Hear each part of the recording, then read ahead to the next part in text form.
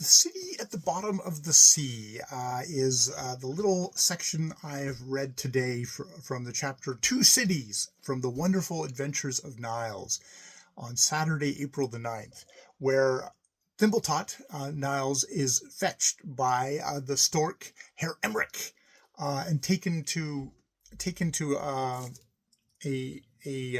little island where Herr Emmerich says, like, I'm gonna nap. You can explore, just don't go too far, so that you can't find your way back to me, because Herr Emmerich is gonna take him to see a couple of things, and then take him back to the wild geese before the wild geese leave.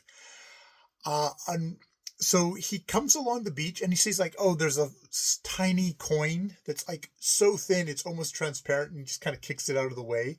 And when he turns around, there's suddenly a city that's risen out of the sea, and he goes in, and it's just fabulously filled with riches and gorgeous stuff. And it's a Christian city because it's got these.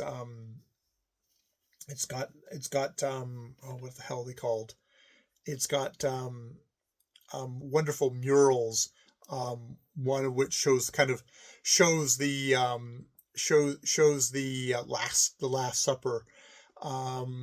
It's fabulously wealthy. And he goes in, and like the men are fabulously dressed, the women less so, but they're also quite beautiful, like with headdresses and stuff like that. The men wore long fur trimmed capes over satin suits, plum bedecked hats that sat obliquely on their heads. On their chests hung superb chains. They were also regally gotten up, that the whole lot of them might have been kings. Women went about in high headdresses and long robes with tight-fitting sleeves. They too were beautifully dressed, but their splendor was not to be compared with that of the men. So, definitely. And yes, there were gables that were highly ornamented, that one could have believed wished to compete with each other as to which could show the most beautiful decorations. There was like various landings which bore images of Christ and his apostles.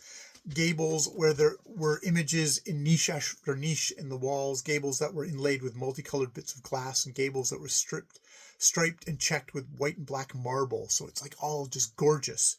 And then, strangely enough, he had been running around really quick because he just wanted to see all this as fast as he could. But when he slowed down, because he's still in his tiny elf form, they probably thought he was a mouse before. But now that he's slowed down, they realize he's a little boy, and they try and sell him stuff. And they're like very like, please buy our stuff.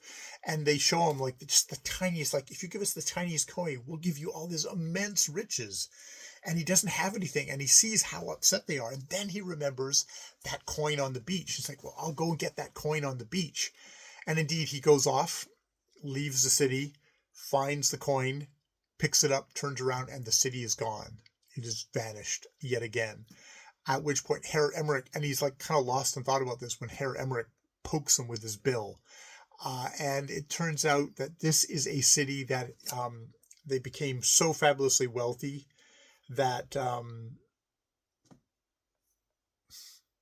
what does it say?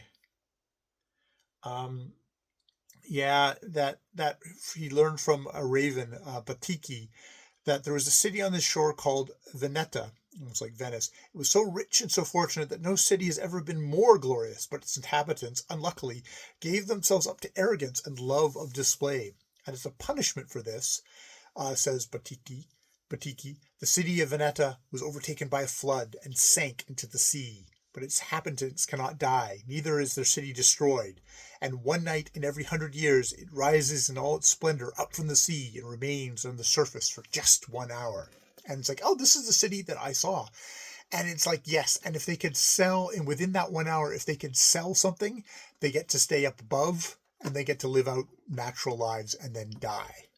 But obviously, you did not have any money on you at the time. So they're back. They're cursed to continue with their punishment.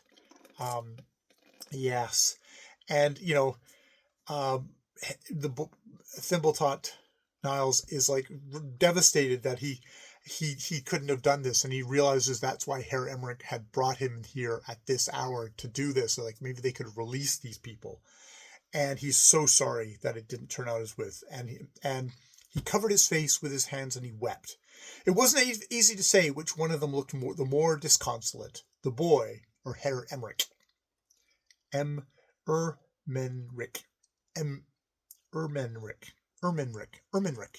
Ermenrich.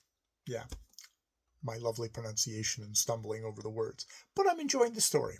All right, I'll leave it there. More videos later.